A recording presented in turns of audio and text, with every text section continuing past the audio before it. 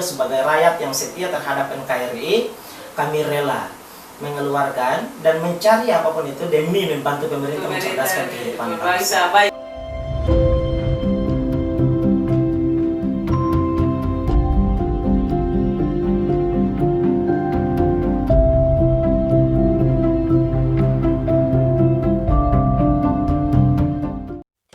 Assalamualaikum warahmatullahi wabarakatuh. Salam sejahtera.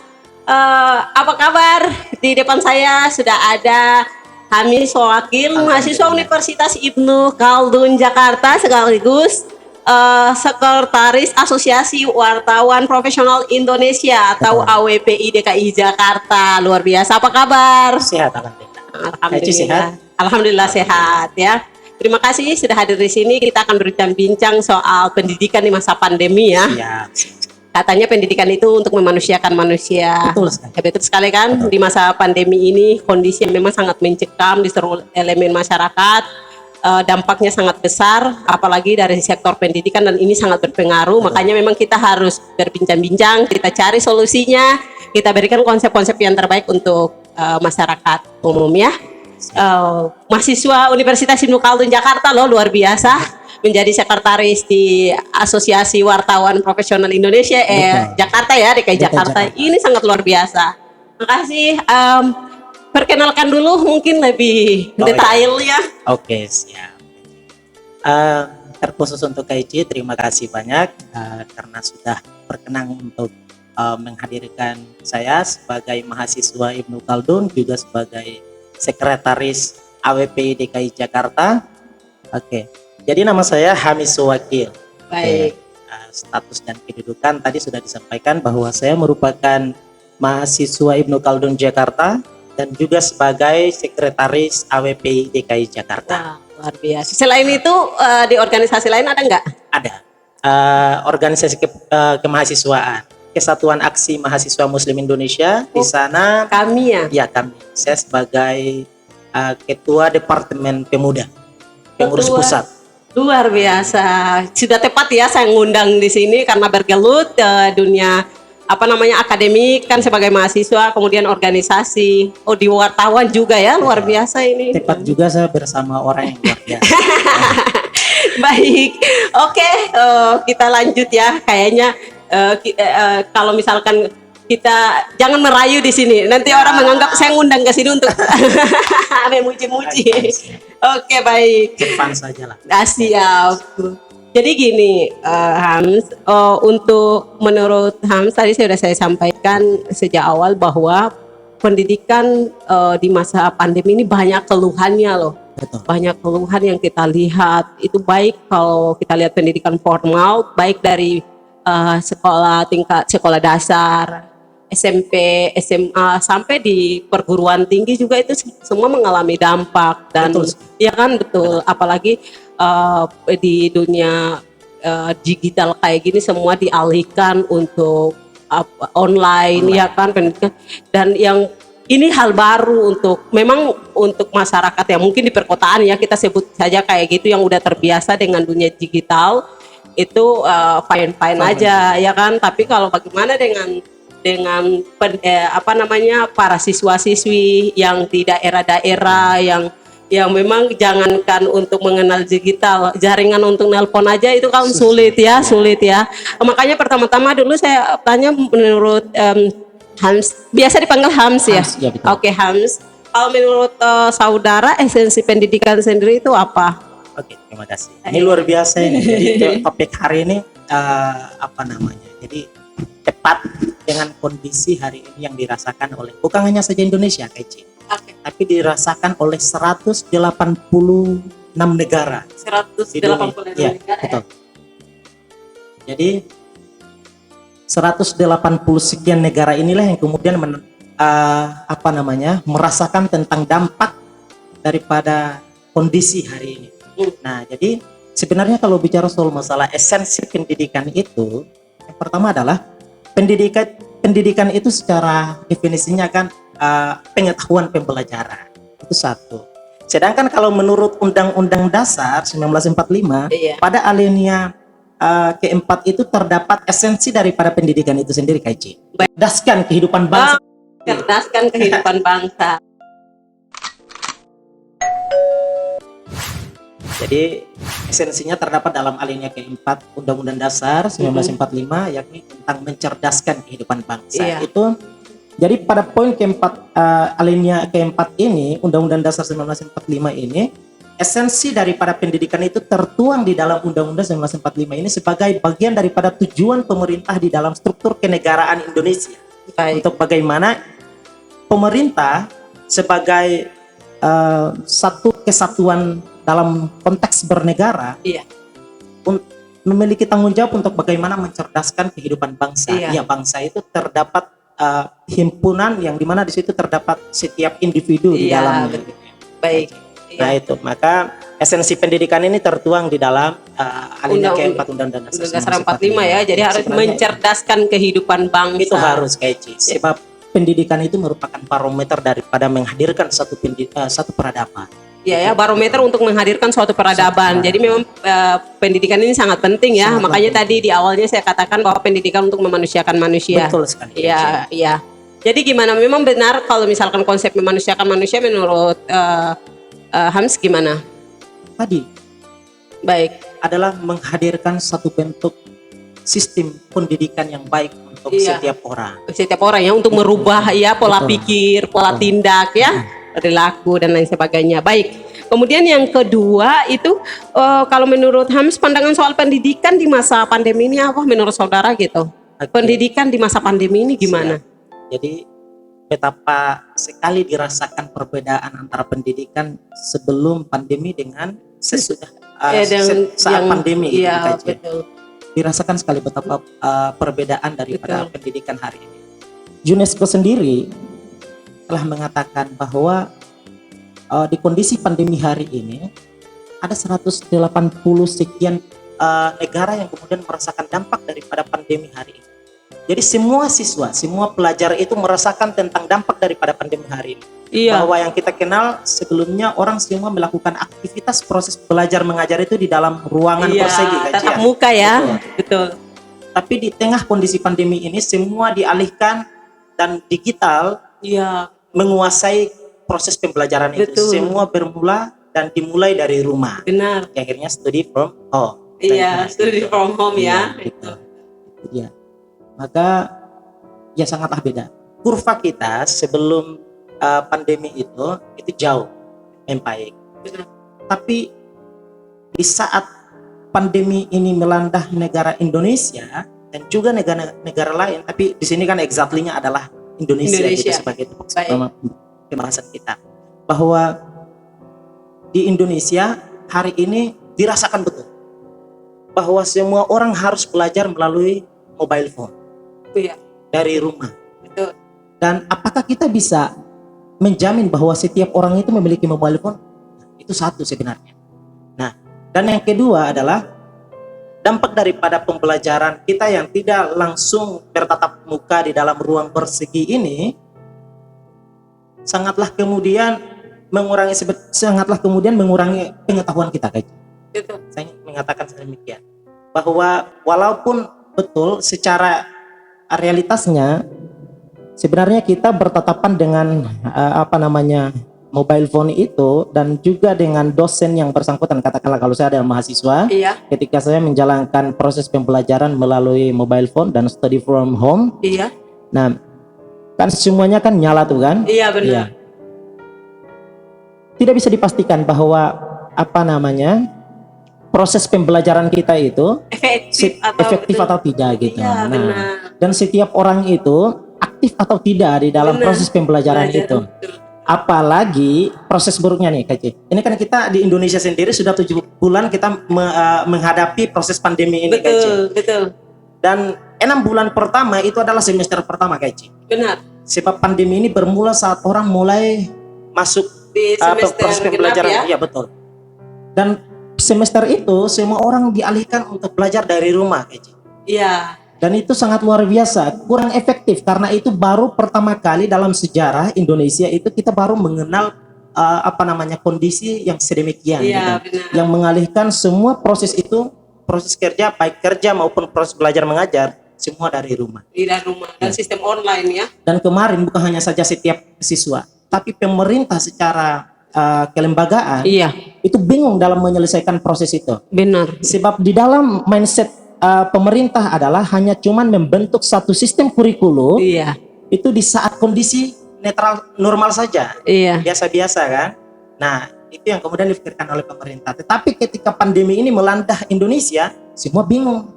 Gimana ceritanya kita menyusun satu kurikulum untuk kemudian include semua dari Sabang sampai Merauke untuk proses pembelajarannya itu dari rumah secara efektif dan efisien. Nah, tapi hal sedemikian kemudian belum berhasil untuk bagaimana pemerintah membentuk satu kurikulum untuk bagaimana mengalihkan semua proses pembelajaran itu dari rumah untuk mendapatkan satu tujuan, yakni tentang pendidikan yang efisien dan efektif. Jadi pendidikan yang efisien dan efektif itu sebenarnya belum maksimal ya. Belum maksimal. Karena memang dalam sejarah Indonesia baru mengalami kondisi seperti ini. Secara pribadi saya dengan tegas mengatakan bahwa semester kemarin kita semuanya tidak efektif dan tidak efisien. Dan ini juga kita masih proses belajar ya. Betul. Untuk bagaimana menghadapi kondisi proses belajar secara online, ya kan ya. Baik, ini kalau misalkan tanggapan selaku mahasiswa soal proses pembelajaran sebelum pandemi dan yang pandemi sekarang, meskipun tadi sudah dijelaskan, tapi selaku mahasiswa lihat nih, misalkan dari dunia kampus gimana ini dalam proses tadi selama proses belajar yang satu semester tadi selama 6 bulan yang memang sudah disampaikan. Apakah memang ketika melihat itu dan membandingkan sebelum pandemi ini, menurut saudara gimana? Itu sangat berbeda ya. Betul. Iya. Intinya adalah pandemi ini mengancam seluruh sektor aktivitas di musim hari ini. Iya. Itu mengancam semua. Yang paling lebih adalah soal masalah pendidikan tadi. Iya. Kalau misalkan soal masalah pembelajaran di kampus katakanlah katakanlah kita dari Universitas Ibnu Khaldun Jakarta. Saya mengatakan dengan tegas bahwa proses pembelajaran kita selama 1 semester kemarin adalah kacau balau ya. Sebab kenapa? Saya dengan tegas dan berani mengatakan bahwa setiap dosen dan semuanya tidak mengetahui proses belajar mengajar melalui platform yang ada. Benar, iya. Katakanlah melalui Zoom, melalui Google Meet, dan lain sebagainya, platform yang lainnya. Semuanya bingung untuk bagaimana menggunakan ini. Akhirnya apa? Proses pembelajaran dari rumah itu dialihkan ke WhatsApp.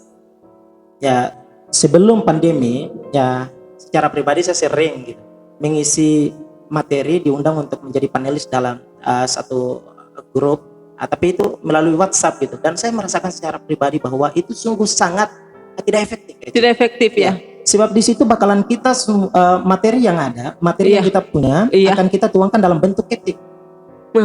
Dan berapa banyak sih waktu yang kemudian dibutuhkan untuk mengetik satu materi itu? Apalagi dalam proses pembelajaran. Kalau katakanlah dalam proses pembelajaran, setiap aktivitas belajar mengajar di kampus itu setiap kali pertemuan memakan waktu 1 sampai dengan 2 jam. 2 jam. Apakah efektif materi dalam 1 sampai 2 jam itu disampaikan melalui platform WhatsApp katakanlah? Betul. Nggak bisa kurang efektif. Hingga akhirnya solusi terakhir daripada itu, karena membuat dosen pun juga mentok dalam berpikir, karena karena ini proses dilakukan setiap hari kayaknya.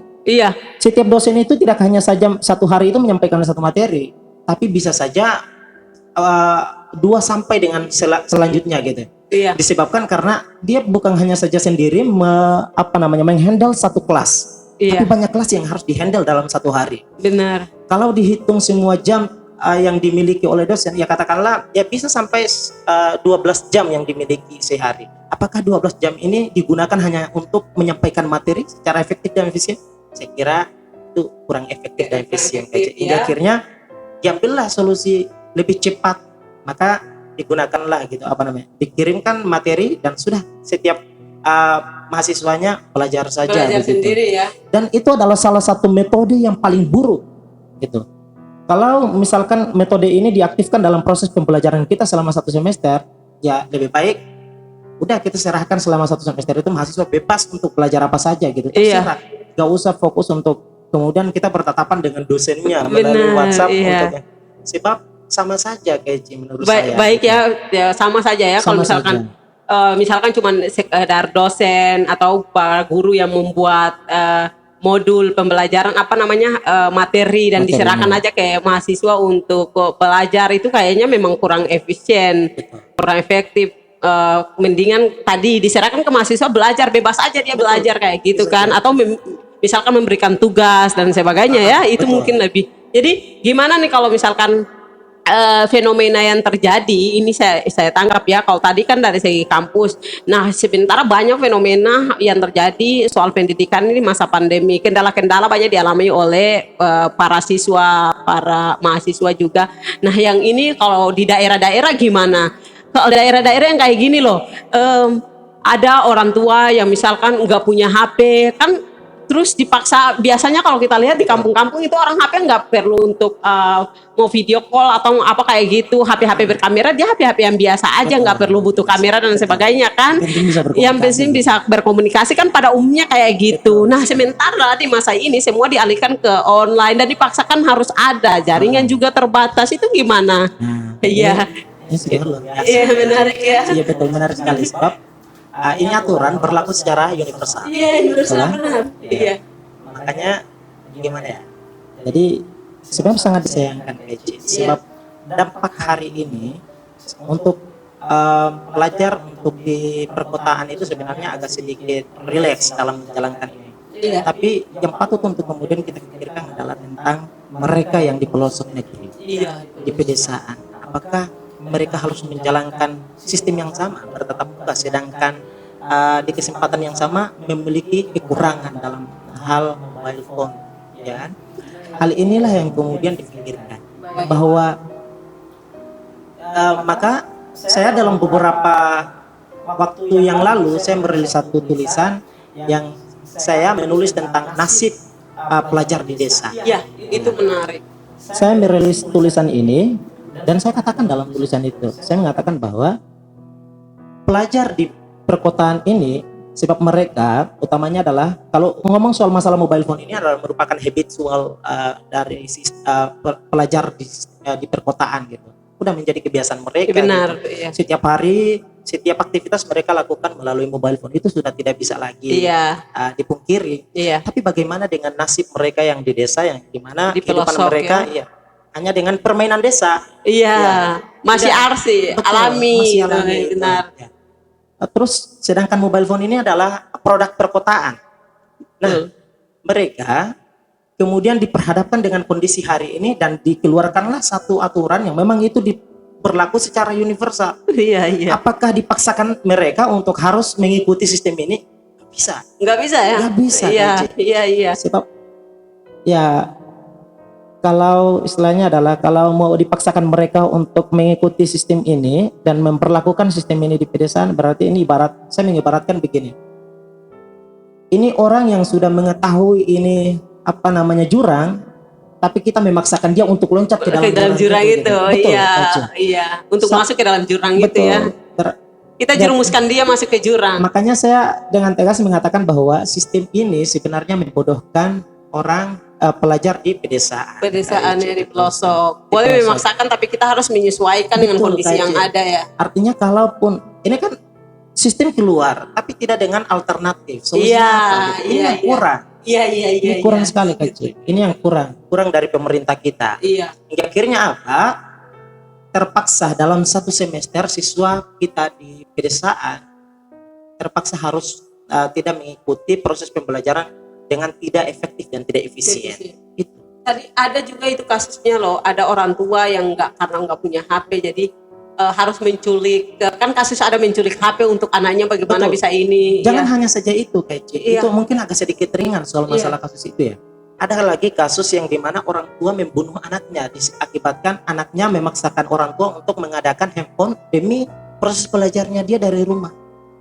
Ini satu proses, makanya saya bilang ini sistem yang sangat memaksakan. Jadi pemerintah itu mengeluarkan sistem, tapi dia tidak memberikan alternatif yang seperti tadi disampaikan ya. Betul. Baik, jadi harus ada alternatif tertentu untuk baik.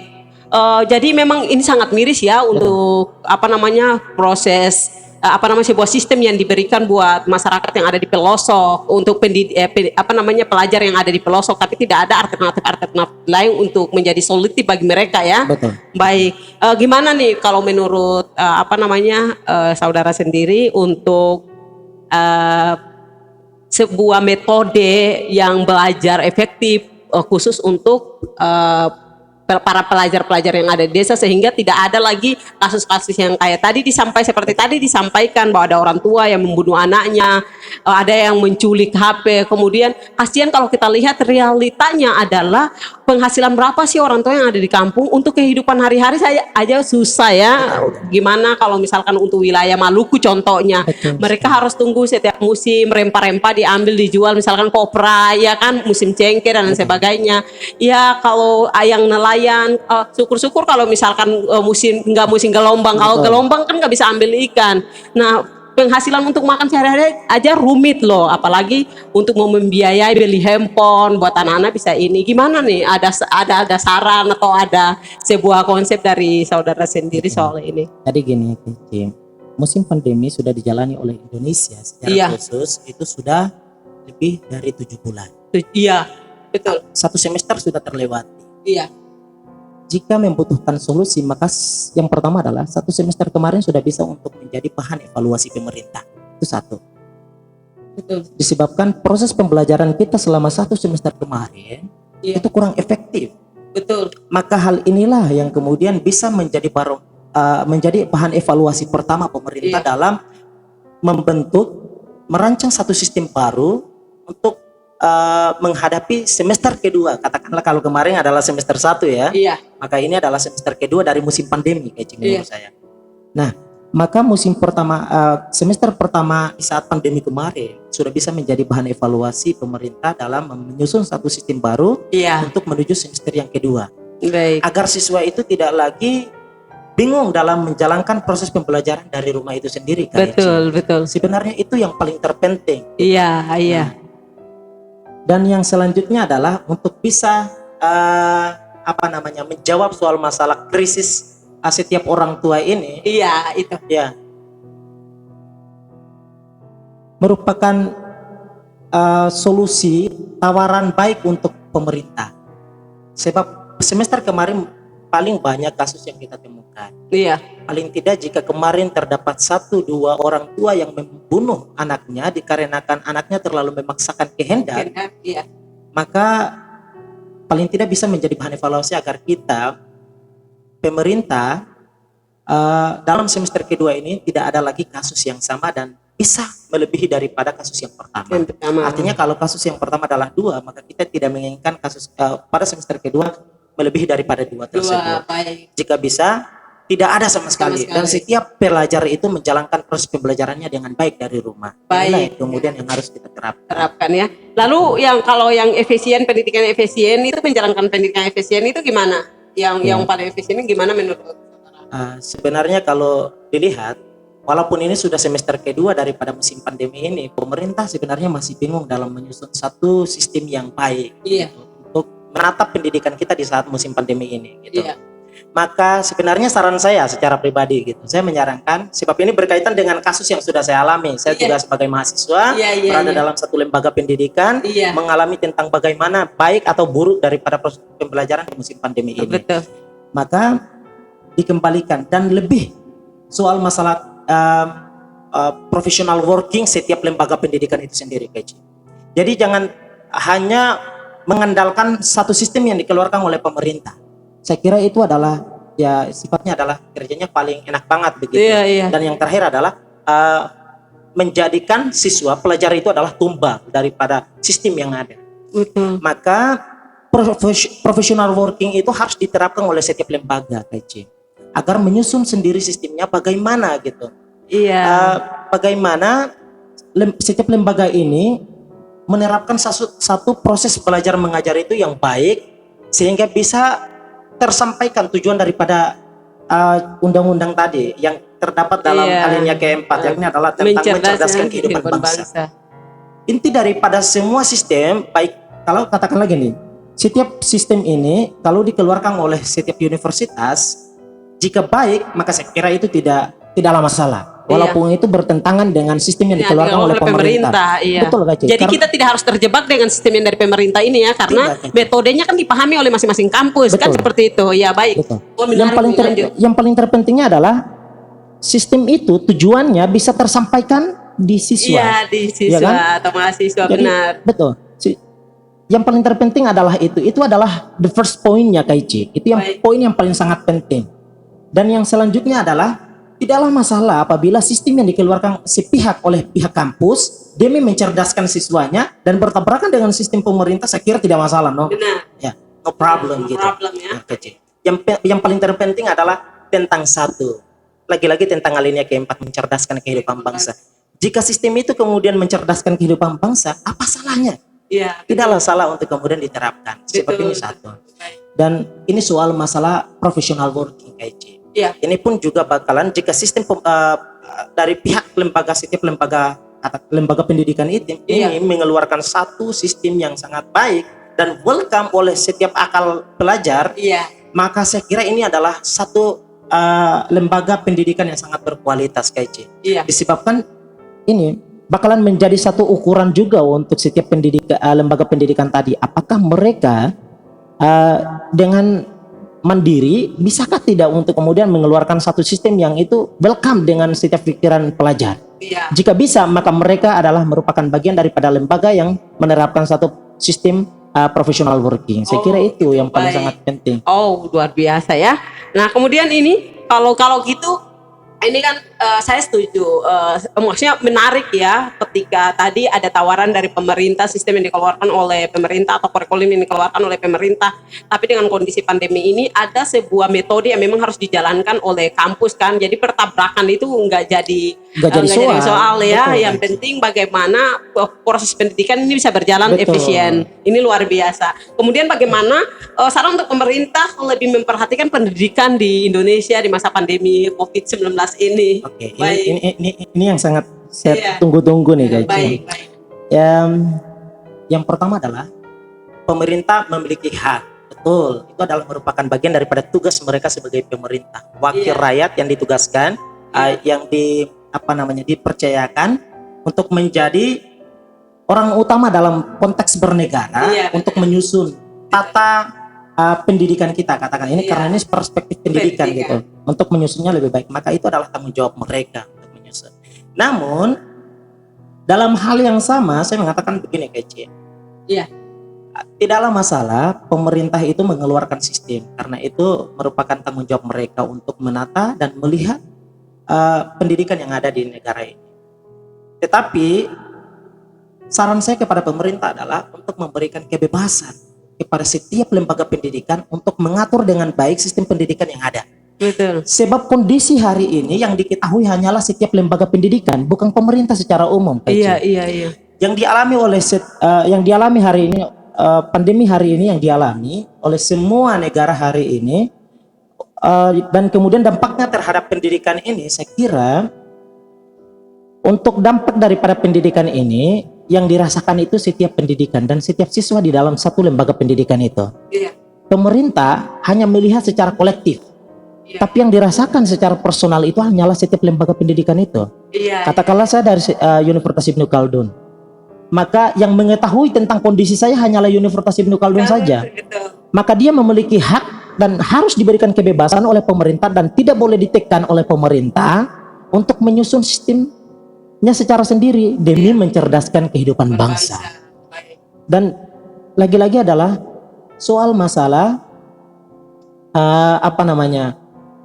kebebasan dalam setiap universitas ini. Saya kira ini merupakan poin yang sangatlah penting. Kondisi hari ini adalah kesempatan terbaik setiap universitas mengatur sistem pendidikannya. Karena kenapa? Karena kondisi hari ini adalah merupakan kondisi the first condition di dalam kita bernegara, dan ini baru pertama kali dirasakan oleh negara kita.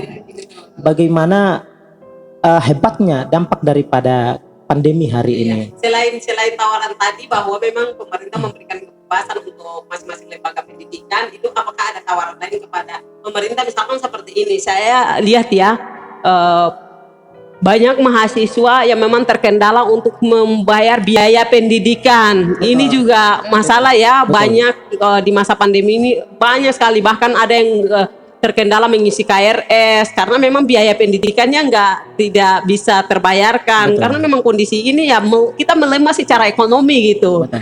Di para pengusaha katakanlah ekonomi menengah ke atas itu kan, menengah ke atas saja merasa kerumitan, apalagi ekonomi menengah ke bawah sangat mencekik lah untuk membiayai pendidikan anak rumit, untuk makan sehari aja rumit, apalagi untuk pendidikan. Nah gimana nih, ada tawaran-tawaran khusus untuk pemerintah? Ini kondisi hari ini merupakan kondisi terbaik untuk kita sebagai rakyat untuk melihat keseriusan dari pemerintah mengatur tatanan pernegaranya. Itu yang pertama. Maka kondisi hari ini lagi saya tegaskan merupakan kesempatan terbaik pada kita untuk melihat seberapa jauh keseriusan pemerintah dalam mengatur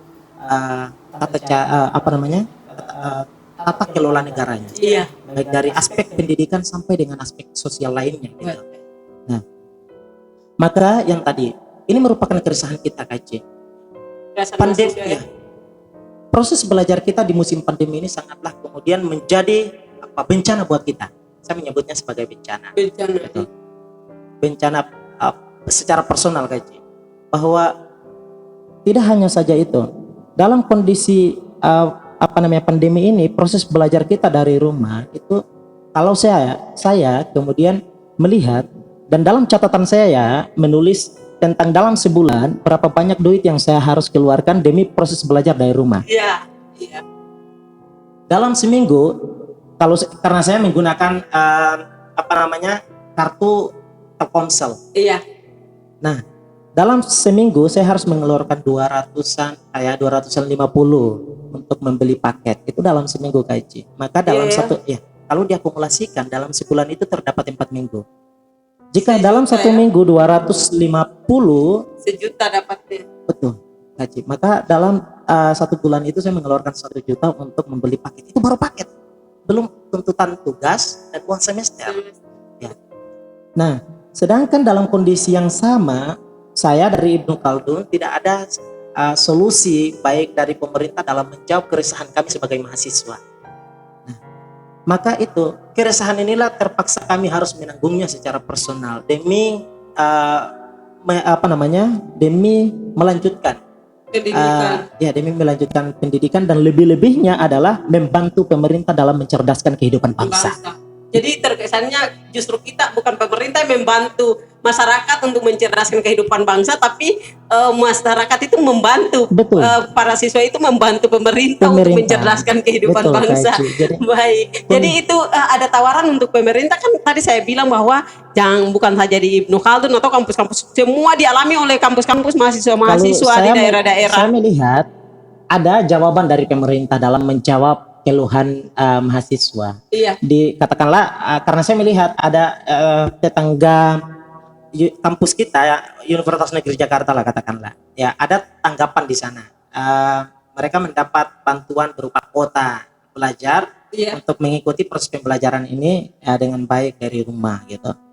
Nah, mereka dapat. Saya nggak tahu bulan-bulan sebelumnya gitu. Tapi yang saya ketahui adalah bulan ini mereka mendapatkan bantuan itu gitu. Tapi dari kita itu belum sama sekali.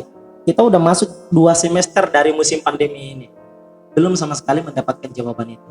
Dan tentu kami secara personal sebagai mahasiswa dan juga sebagai rakyat yang setia terhadap NKRI, kami rela mengeluarkan dan mencari apapun itu demi membantu pemerintah mencerdaskan kehidupan bangsa. Baik. Jadi ada gimana nih untuk bisa membantu yang lain-lain yang di daerah, kan belum tentu semua mendapatkan kuota itu, terus biaya pendidikan juga. Apakah ada tawaran yang tadi bahwa misalkan yang tadinya SPP itu di angka 3 juta, 4 juta atau 5 jutaan, apakah dengan kondisi ini bisa diturunkan atau bayar 50% atau kayak gimana, ada tawaran-tawaran ini? Saya ingin berkata begini, Kenci. Iya. Saya ingin berkata demikian bahwa misalkan dengan kerelaan hati kami ingin membantu pemerintah, hal sedemikian janganlah dibiarkan begitu. Iya. Dibiarkan begitu terus menerus. Iya, gitu. betul. Ini sama saja dengan menjajah pelajar itu sendiri gitu. Betul. Nah, walaupun kami menjajah generasi bangsa betul, yang sedang mengemban pendidikan walaupun ya. dengan senang hati kami membantu, Iya, tapi iya, janganlah iya, iya. kemudian dibiarkan terus menerus. Betul. Ya, musim pandemi ini bukan hanya saja pendidikan, kami sebagai setiap rakyat ini merasakan dampaknya, tetapi negara secara kolektif itu pun juga merasakan bagaimana hebatnya gitu ya. Iya. Maka ya dari permasalahan ini pemerintah itu ya juga harus respect dong gitu ya. Iya. Juga harus peka terhadap kondisi hari ini. Setiap warga negara itu janganlah dibiarkan dan disiksa secara tidak sengaja seperti begini. Betul. Ini kan ya disiksa secara tidak sengaja gitu kajian.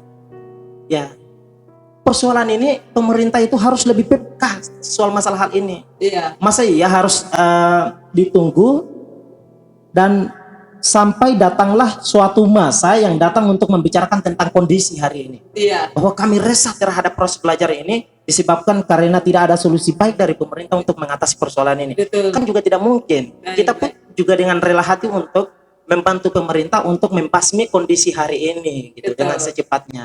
Nah, olehnya pemerintah itu harus lebih cepat. Cepat ya. Cepat dalam merespon kondisi hari ini. Paling tidak adalah lagi-lagi soal masalah alinea keempat, mencerdaskan kehidupan bangsa. Pemerintah harus menanamkan ini sebagai bagian daripada tujuan utama. Sebab negara ini bakalan diukur pertama dari soal pendidikannya. Iya. Maka tidak heran jika dulu ketika Nagasaki dan Hiroshima kan, Iya. yang pertama yang ditanyakan bukan tidak lain bagaimana kondisi ekonomi kita, bagaimana soal masalah tatanan negara kita dan lain sebagainya, tidak, tapi ditanyakan berapa banyak sih akal pikiran itu sembuh, berapa banyak sih akal pikiran itu yang tidak mati gitu. Itu yang ditanyakan gitu. Sebab Sumber daya manusia lah, betul, katakanlah. sumber daya manusia itulah yang kemudian mengukur tentang berjalan dengan baik maju mundurnya satu bangsa itu, Kaici. Maka negara ini untuk baik walaupun dalam kondisi yang mencekam, pemerintah harus respect soal masalah pendidikannya. Sebab pendidikan inilah yang bisa mampu menjawab tentang kondisi hari ini. Katakanlah jika tidak dengan pendidikan, bagaimana kita mengatasi kondisi pandemi hari ini? Betul. Ya kan? Baik. Jadi kalau soal yang kampus-kampus, misalkan ada kebijakan-kebijakan tertentu dari pemerintah, tapi kampus-kampus yang masih bertahan dengan misalkan SPP-nya 100% gimana? Sementara kita kan online, yang tadi sampaikan bahwa uang udah keluar dalam sebulan aja bisa mencapai, ada yang mungkin ada yang 500, ada yang 1.000.000, ada yang berapa kayak gitu kan, jadi tidak menentu gitu, tergantung ya pemakaian kota. Nah, dengan kondisi ini apakah memang harus bertahan dengan SPP 100% atau apa gitu biaya pendidikan gitu Kan maksudnya? tadi Iya. pemerintah harus peka. Ya. Respect bukan soal dari satu perspektif doang. Iya. Menjawab keluhan mahasiswa, pelajar, setiap pelajar di Indonesia ini dengan memberikannya kuota. Bukan hanya saja itu. Iya itu. Lebih-lebih adalah soal masalah SPP tadi. Iya. Paling tidak adalah kalau katakanlah tadi saya mengatakan bahwa dalam 1 bulan itu kurang lebih 1 juta lah kita keluarkan untuk membeli paket. Ya paling tidak uang untuk paket ini kita kurangkan dari SPP-nya katakanlah. Iya, betul. SPP-nya itu dikurangkan agar tidak membebankan setiap siswa dan juga setiap orang tua. Baik. Kita juga harus memikirkan bagaimana ekonomi keluarga setiap siswa itu di dalam rumahnya bagaimana. Inilah yang harus direspek baik oleh pemerintah ya. agar proses belajar mengajar demi mencerdaskan kehidupan bangsa, cita-cita negara ini terlaksana adalah pemerintah harus segera respek gitu. Baik. Pemerintah harus respek. Baik, terima kasih, ini menarik. Tadi sudah disampaikan beberapa poin terkait dengan proses belajar mengajar, juga tentang bagaimana respek pemerintah terhadap proses pendidikan di Indonesia ya, khususnya juga dalam segi tadi sudah disampaikan dalam segi mencerdaskan kehidupan bangsa yang tertera dalam alinea keempat Undang-Undang Dasar 45. Ada pesan terakhir untuk para yang mengemban pendidikan, baik itu siswa, mahasiswa maupun masyarakat pada umumnya soal pendidikan ini? Disampaikan pesannya. Ada 3 elemen yang ingin saya tujui. Baik. Jadi saran. Nah, bisa dibilang ini adalah saran, merupakan bagian daripada juga kesimpulan dalam menjawab kondisi hari ini. Ada 3 elemen. Elemen pertama adalah pemerintah setiap orang tua dan pelajar. Pemerintah, orang tua, dan pelajar. Betul. Pemerintah, orang tua, dan pelajar. Yang pertama adalah untuk pemerintah harus lebih peka soal masalah kondisi pendidikan hari ini, di mana di tengah kondisi pandemi hari ini setiap siswa, dan itu berdampak kepada orang tua, sangat merasakan betapa tragisnya, kejamnya kondisi pandemi hari ini yang kemudian mengancam kondisi pendidikan kita, mengancam ekonomi setiap keluarga. Dan itu yang harus dipikirkan oleh pemerintah. Harus lebih cepat dalam mengatasi proses ini. 1 semester dalam kondisi pandemi kemarin adalah merupakan bagian daripada kesempatan terbaik untuk bagaimana merumuskan satu sistem yang memang itu sangatlah respect dan welcome terhadap setiap orang tua dan setiap pelajar. Yang kedua adalah untuk setiap orang tua. Setiap orang tua agar kita kemudian tidak mengeluarkan satu tindakan yang memang itu sangatlah mengancam nyawa setiap anak, ya, maka itu jangan. Maka setiap orang tua itu harus lebih mensupport setiap anak itu untuk lebih efektif dalam proses pembelajarannya.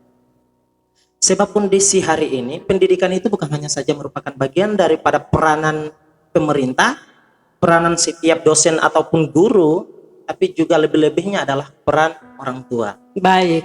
Kondisi hari ini adalah kesempatan terbaik setiap orang tua dalam memberikan pelajaran keluarga kepada anak. Itu lebih. Itu satu. Itu dua. Solusi kepada setiap orang tua. Setiap anak kita harus disupport. Itu kuncinya. Dan yang ketiga adalah kepada setiap pelajar. Baik pelajar di bangku pendidikan SD, SMP ataupun SMA sampai pada mahasiswa.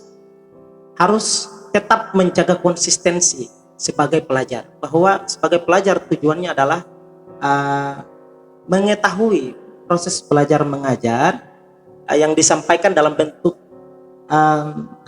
proses belajar dari rumah itu. Iya.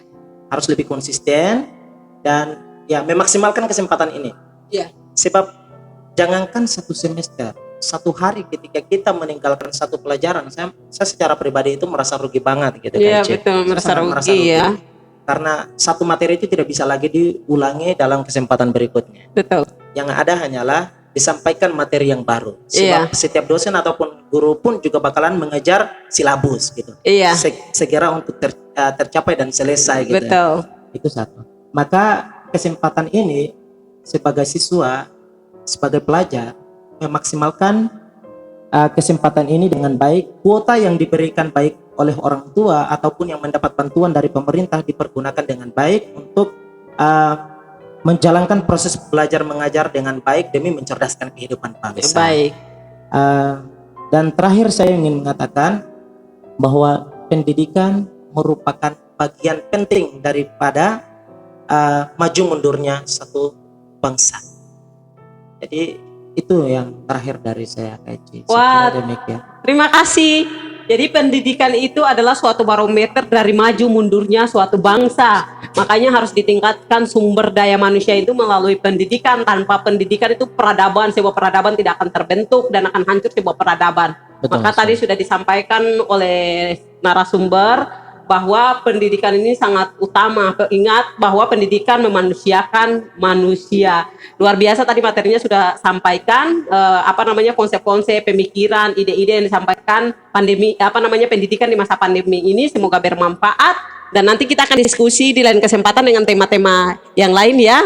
Terima kasih untuk Sekretaris Asosiasi Wartawan Profesional Indonesia DKI Jakarta. Terima kasih atas kesempatannya dan sekaligus mahasiswa Universitas Ibnu Khaldun Jakarta. Luar biasa, semoga para siswa, para guru, orang tua, para dosen juga dapat mendengarkan, mengikuti perbincangan kita pada kesempatan ini. Oke, terima kasih sekali lagi. Assalamualaikum warahmatullahi wabarakatuh. Waalaikumsalam.